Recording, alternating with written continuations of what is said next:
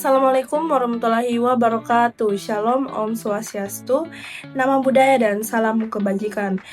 Perkenalkan, nama saya Christine dari Universitas Negeri Makassar, Fakultas Matematika dan Ilmu Pengetahuan Alam, jurusan Fisika, Prodi Pendidikan Fisika kelas B. Di sini saya akan menjelaskan komponen lingkungan hidup dan memahami hubungan ekologi dan ekosistem dengan topik komponen ekosistem. Halo teman-teman, apa kabar? Hari ini kita akan belajar tentang komponen biotik dan abiotik, interaksi keduanya, serta rantai makanan dalam ekosistem. Materi ini penting banget karena dengan memahami ekosistem, kita bisa tahu betapa eratnya manusia dengan lingkungan. Yuk simak video ini sampai selesai. Pertama, kita bahas dulu pengertiannya. Biotik adalah semua makhluk hidup dalam ekosistem, contohnya manusia, hewan, tumbuhan, bakteri, dan jamur. Mereka bisa bergerak, tumbuh, dan berkembang biak dan berinteraksi. Abiotik adalah tidak hidup yang sangat penting untuk kehidupan, contohnya air, udara, tanah, cahaya matahari, suhu, dan kelembapan.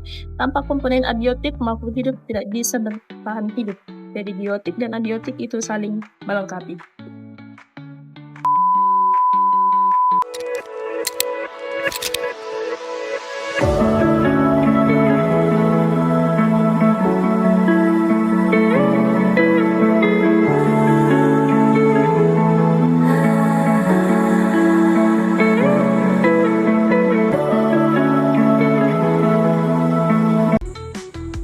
Bagaimana hubungan keduanya?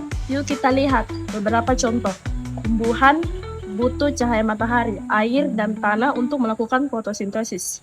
Ikan hanya bisa hidup di air yang mengandung oksigen dengan suhu yang sesuai. Manusia butuh udara bersih, air minum, tanah untuk bercocok tanam, dan sinar matahari untuk kesehatan. Kalau salah satu faktor abiotik terganggu, kehidupan biotik juga terganggu. Misalnya, kalau air tercemar limbah, ikan bisa mati.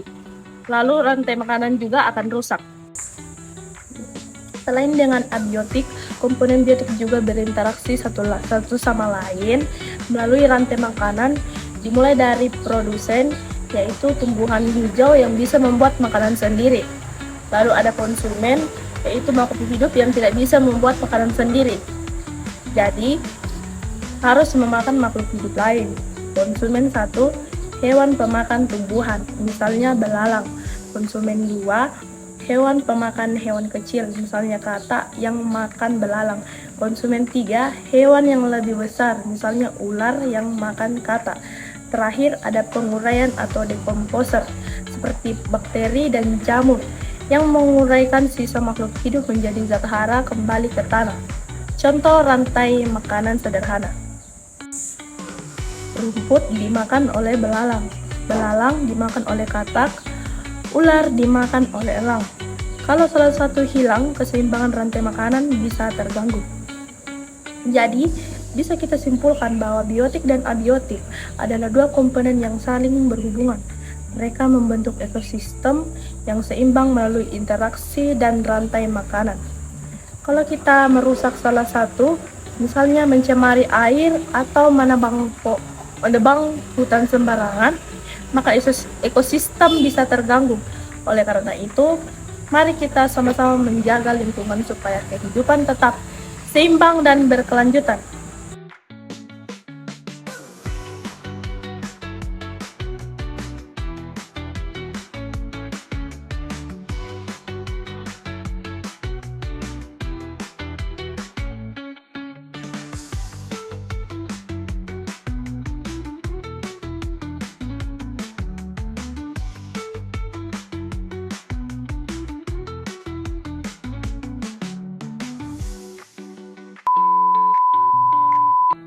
Baik, itulah pemaparan saya terkait materi komponen lingkungan hidup dan memahami hubungan ekologi dan ekosistem.